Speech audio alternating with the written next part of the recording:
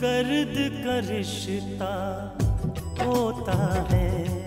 जी, आप लोग किसी को तलाश करने की बात कर रहे थे? दरअसल मेरे फूफा जी हरिद्वार के हैं। अगर किसी मदद की जरूरत हो तो आप लोग मुझे बता दीजिए। यदि आपको माँ जी की परवाह ज्यादा है ना, तो आप ही रख लीजिए उनका ख्याल।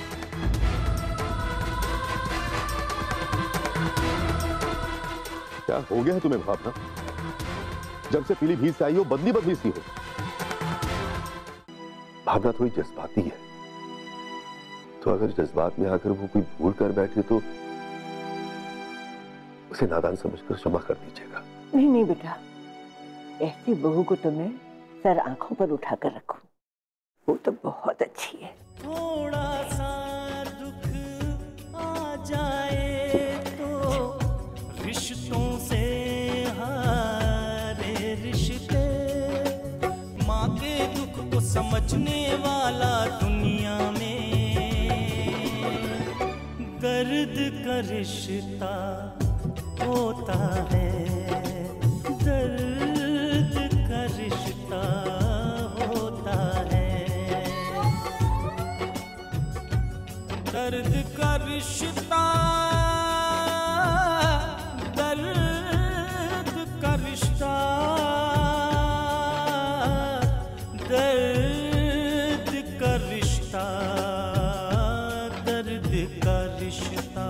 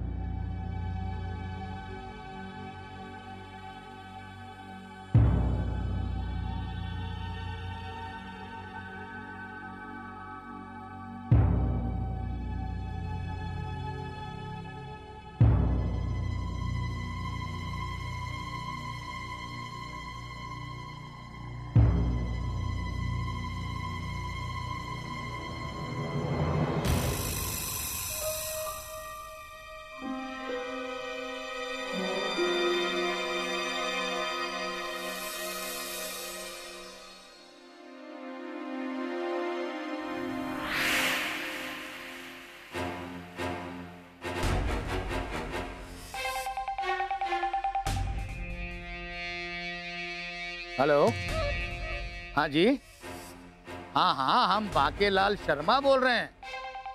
कौन? अजी माता जी को गुजरे हुए तो जमाना गुजर गया। आप कौन? अरे भाई, माता जी को गुजरे हुए जमाना हो कई महीने हो गए भाई। अब हम आपको कसम खाकर बोलेंगे तब आप हमारी बात पर विश्वास करेंगे। अरे लेकिन आप हैं कौन और क्यों पूछ रहे हैं माता जी के बारे में? हाँ, हेलो, हाँ हाँ, 25 दिसंबर को हरिद्वार के घाट पर उनका अंतिम संस्कार हो गया। हाँ हाँ, हेलो हेलो हेलो, फोन ही काट दिया। मेरे मन की तो सब सुन ली, लेकिन अपने मन की नहीं बताई। ये आदमी है कौन जो माता जी के बारे में सवाल खड़े कर रहा है अपने हिसाब से? आपको पूछना तो चाहिए था बड़े पापा कि वो कौन है और दादी माँ के बारे में क्यों जानना चाह रहा है। लो, अभी फोन पर मैं क्या पूछ रहा था? अरे वही तो पूछ रहा था मैं कि भाई तुम कौन हो और माता जी के बारे में क्यों पूछना चाहते हो अपने हिसाब से। बड़े पापा, आप लोग तो ये मान चुके हैं कि दादी माँ मर चुकी है, जबकि सच ये है कि वो जिंदा है। कौन से सपनों की दुनिया में हो खुशबू बिटिया? अरे अमरनाथ भाई साहब ने अपने हाथों से माता जी का अंतिम संस्कार किया था अपने हिसाब से। कोई अंतिम संस्कार नहीं हुआ बड़े पापा। क्यों? और नहीं, दादी माँ के हरिद्वार में मौत हुई है। पुलिस को वहाँ कोई लावारिस लाश नहीं मिली। कोई एक्सीडेंट और हादसा नहीं हुआ, तो आप लोग कैसे कह सकते हैं? सुबह उठते ही मैं घाट पर चला गया। मैंने देखा घाट पर बहुत सारी भीड़ जमा थी और सामने ही लाश पड़ी हुई और लाश पर पुलिस ने चादर डाली हुई।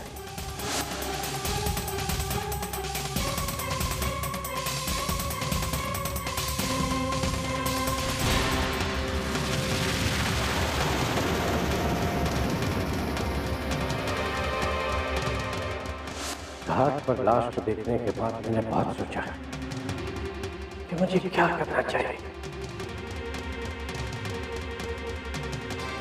फिर मुझे ऐसा लगा कि मुझे सामने नहीं आना चाहिए और मैं वापस अपने होटल आ गया। कैसी बातें कर रहे हो खुशबू बिटिया?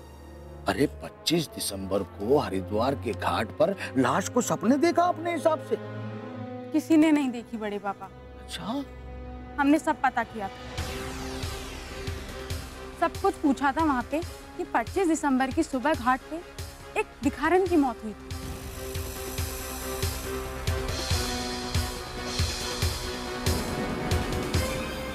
उसी की लाश मिली थी पुलिस वालों को। उसकी तो उम्र भी कुछ 30 साल थी। और आपको तो याद है पूर्णिमा दीदी ने सबको सब कुछ सच बताया था। पर आप लोग यकीन करें तब तो।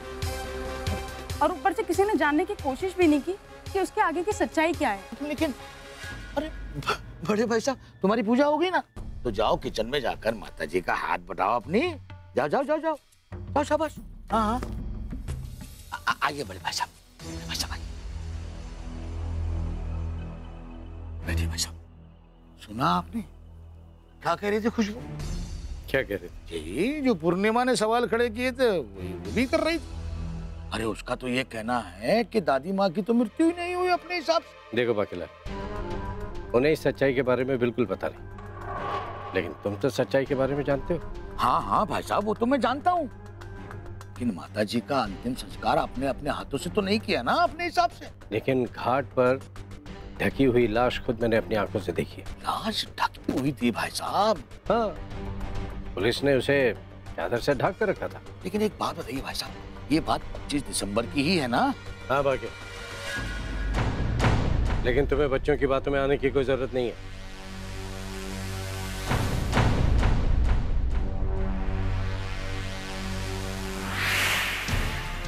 25 दिसंबर की सुबह आपने लाश जो देखी थी, जिसे पुलिस ने अपनी चादर से ढक लिया था, और खुशबू का कहना यह है कि पुलिस को घाट पर एक भिखारन की लाश मिली थी। इसका मतलब तो ये हुआ बड़े भैया कि उस भिखारन की लाश को आपने माता जी की लाश समझ ली।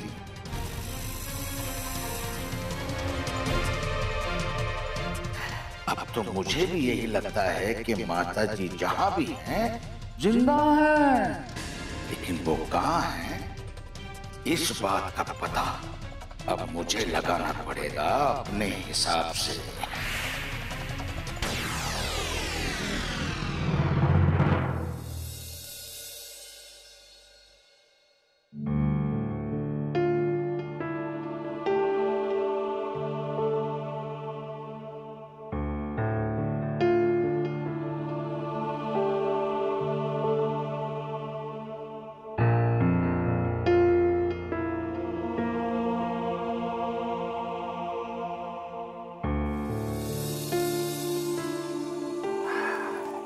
पापा, मैंने सुरभि को फोन कर दिया था। उसे मैंने अच्छी तरह समझा दिया है कि वो मेरा या आपका नाम किसी के सामने ना ले।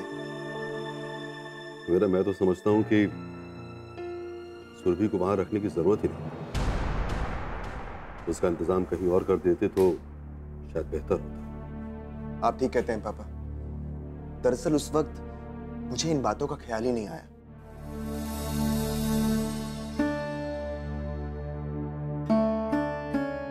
क्या बात है पापा? आप क्या सोच रहे हैं? पापा, सिर्फ 4-6 दिन की बात है। अगर आपको फिर भी ऐसा लगता है कि सुरभि का वहां रहना ठीक नहीं है, तो मैं जाकर उसे कहीं और शिफ्ट करा देता हूँ। मेरा सुरभि का क्या करना है ये तुम खुद ही सोच लो। बेटा, मैं बड़े विश्वास के साथ माता जी को अपने घर में लेके आया था कि उन्हें पूरे आदर और सम्मान के साथ इस घर में रखूंगा। उन्हें कभी भी किसी भी बात का दुख नहीं होने दूंगा। तो क्या दादी माँ को किसी बात का दुख है?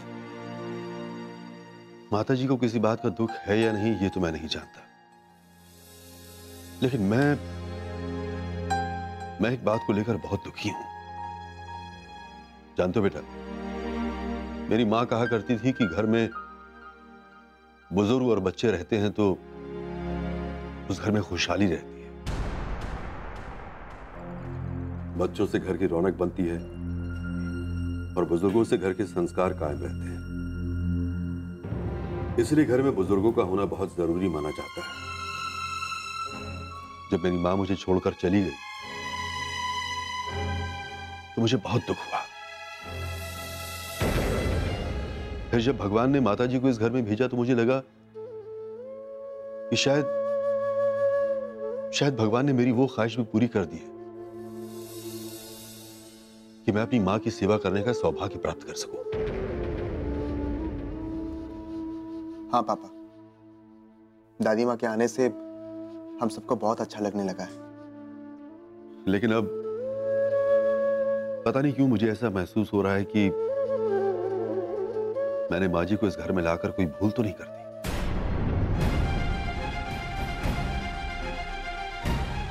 जिस विश्वास के साथ मैं उन्हें अपने घर में लेके आया था कि उनका आदर सम्मान करूंगा, उन्हें किसी बात का दुख नहीं होने दूंगा। उन्हें किस बात का दुख? उन्हें खुश रखने के लिए हम सभी कोशिश कर रहे हैं ना। फिर भी किसी बात को लेके दुखी है वो क्या? कुछ कह रही थी वो तो यही कह रही थी भावना कि हमारा परिवार एक आदर्श परिवार है। भावना एक अच्छी मां ही नहीं, एक अच्छी पत्नी भी है।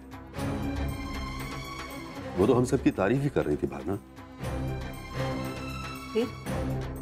फिर आप परेशान क्यों हो रहे हो? परेशान मैं माँ जी की बातों को लेकर नहीं हूं भावना। परेशान मैं इस बात से हूं कि अब तुम्हारी सोच, तुम्हारा लहजा कुछ बदलने लगा। क्या तुम्हें ऐसा नहीं लगता कि माँ जी को लेकर तुम्हारी सोच अब कुछ बदलने लगी है? ये आप क्या कह रहे हैं पापा? हम सब दादी माँ से बहुत प्यार करते हैं,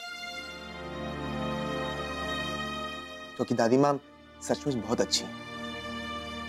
हाँ, वो अच्छी और हम सब आदर्शवादी। इसीलिए तो मैंने अपने पिता के अंतिम दर्शन की इच्छा की बलि दे दी। भावना, तकदीर बहुत बड़ी चीज होती है। भगवान की इच्छा का कोई मतलब जरूर होता है, और तुम इन सब बातों के लिए माँ जी को जिम्मेदार ठहरा रही हो, ये सही नहीं है। आप चाहे कुछ भी कह लें, पर मैं इस बात को भुला तो नहीं सकती ना कि मेरे बाबूजी से बात करने की बात तो अलग रही, मैं उनका अंतिम दर्शन भी नहीं कर पाई।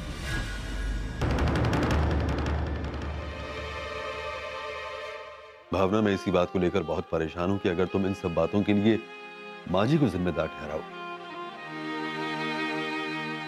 तो जरा सोचो तो सही, माँ जी को इस बात का कितना दुख होगा।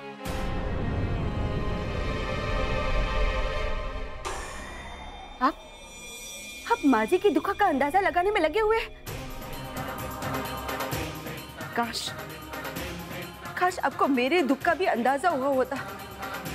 जब मेरे बाबूजी की तबीयत खराब होने पर बार बार खबर मिलती रही हमें, और हम माँ जी की वजह से इस घर में बैठे हुए चंदन का इंतजार कर रहे थे। भावना,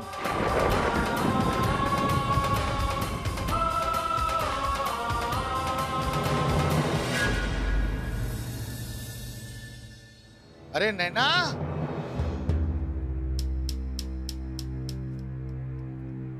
कहाँ चली गई अपने हिसाब से? नैना जी। आओ आओ आओ, बैठो बैठो बैठो बैठो बैठो। तुमने जो बात कही थी ना नैना, बिल्कुल सही थी अपने हिसाब से, बिल्कुल 16 आने सही। तो आपने खुशबू से बात की? खुशबू से बात की और साथ ही साथ अमरनाथ से भी बात की। अरे अमरनाथ ने उस दिन घाट पर ढकी हुई लाश को देखा। घर के छोटे मोटे काम मुझे भी दे दिया करो, मैं कर दिया करूँगी। नहीं माँ जी, घर के काम करने के लिए मैं हूँ ना, मैं खुद ही कर लूंगी। दर्द का रिश्ता होता है।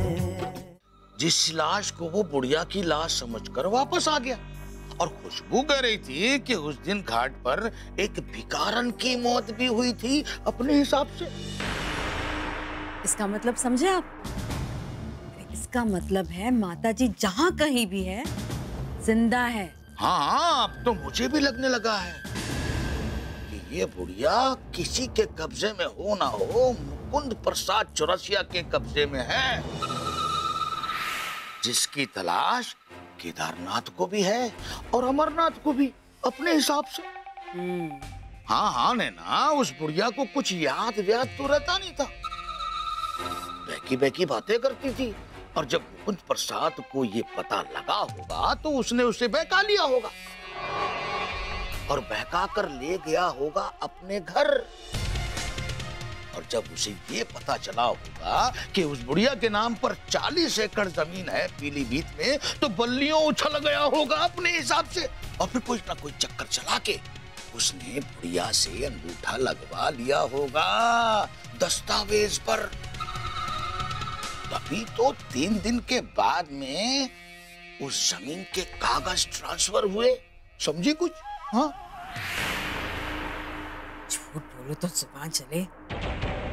अरे मुद्दा ये नहीं है बाकीलाल शर्मा कि मुकुंद प्रसाद ने अंगूठा लगवाया होगा या नहीं, वो कैसे जमीन का मालिक बना। मुद्दा ये है कि अगर माताजी जिंदा है तो इसमें हमारा फायदा है या नुकसान, ये सोचिए, ये सोचना है हमें। समझ में आ रही है बात? अब तक तो ना तो कोई फायदा है और ना ही नुकसान, क्योंकि मैं इन दोनों भाइयों को लड़ता देखकर खूब मजे लेता हूँ। केदारनाथ ये समझता है कि मुकुंद प्रसाद अमरनाथ से मिला हुआ है, और अमरनाथ भी ये समझता है कि केदारनाथ मुकुंद प्रसाद से मिला हुआ है। लेकिन मैं ये असलियत जान गया हूं, लेकिन मैं उन दोनों को नहीं बताऊंगा। ना ना, लड़ने दो, कपड़े फाड़ने दो एक दूसरे के जिंदगी भर अपने हिसाब से। अच्छा, अब इसके बाद क्या करेंगे आप? बहती गंगा में हाथ धोना है या नहीं? धोना है ना?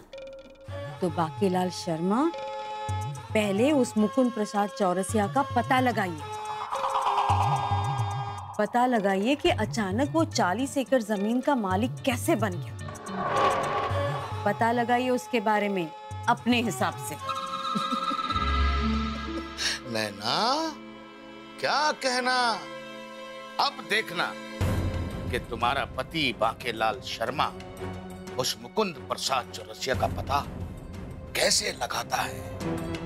अब देखना यह है कि मुकुंद प्रसाद चौरसिया कहाँ का रहने वाला है, अरे कौन से खेत की मूली है, अरे कौन सी चिड़िया है, और कहाँ कहाँ उड़ती है। अपने हिसाब से।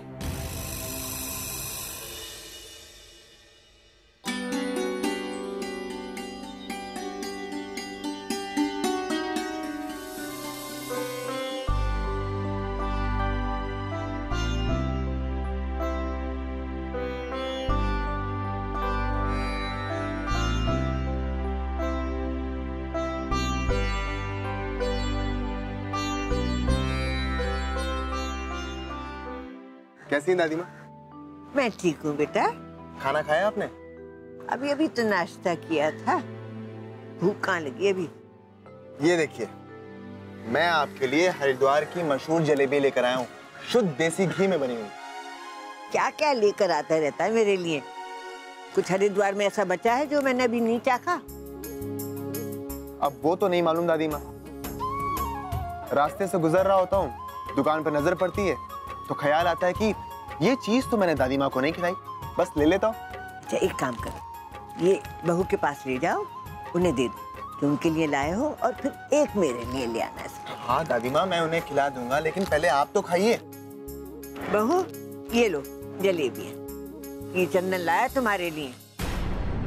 नहीं माँ जी, आप ही खाइए, मुझे इच्छा नहीं है। बहू, घर के छोटे मोटे काम मुझे भी दे दिया करो, मैं कर दिया करूँगी। नहीं माँ जी, घर के काम करने के लिए मैं हूं ना, मैं खुद ही कर लूंगी। चलिए आप खाना खा लीजिए। अभी भी तो नाश्ता किया था, अभी भूख नहीं है मुझे। खा लीजिए ना माँ जी, नहीं तो चंदन के पापा आते ही पूछेंगे, उन्हें लगेगा कि मैं ही खाना बनाने में देर करती हूँ। समझ में नहीं आता कि मुकुंद को मेरी इतनी चिंता क्यों है। अपने घर में शरण दे तो दी है, ये क्या कम है? क्या आप क्या कह रही हैं दादी माँ? माँ, तुम खाना रहने दो। दादी माँ को भूख लगेगी तो मैं उन्हें खिला दूंगा। दादी माँ, आप जलेबी खाइए। लो ये जलेबी खाओ, ये चंदन लाया तुम्हारे लिए, बहुत अच्छी। मुझे नहीं खानी है माँ जी, कहा ना आपको मैंने।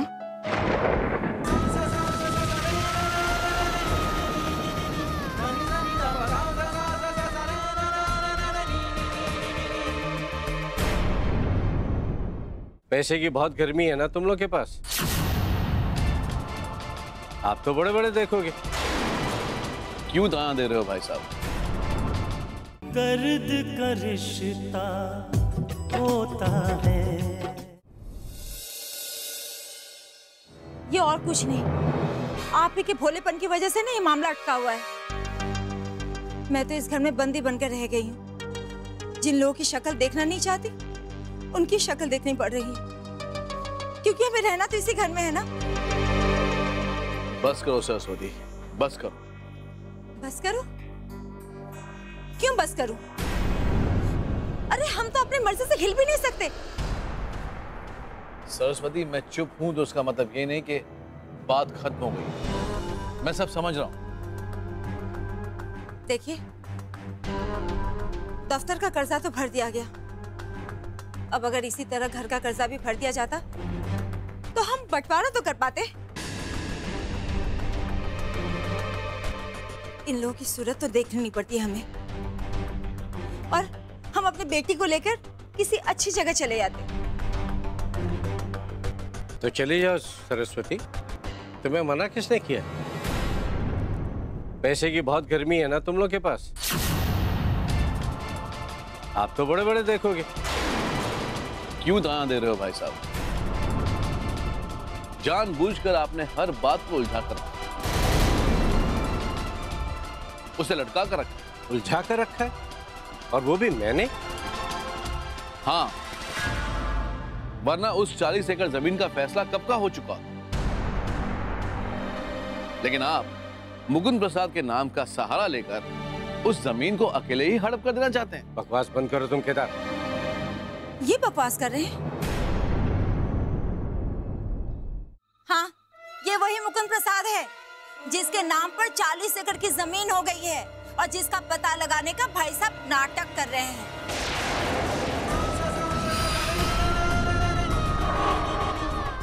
अभी तक पता तो लगा नहीं पाए। मुझे ऐसा क्यों लग रहा है भावना कि अब तुम माताजी से उकताने लगी, इतना उकता गई हो कि अब जल्द से जल्द उनसे छुटकारा पाना चाहती। आपको जो समझना है आप समझ सकते हैं।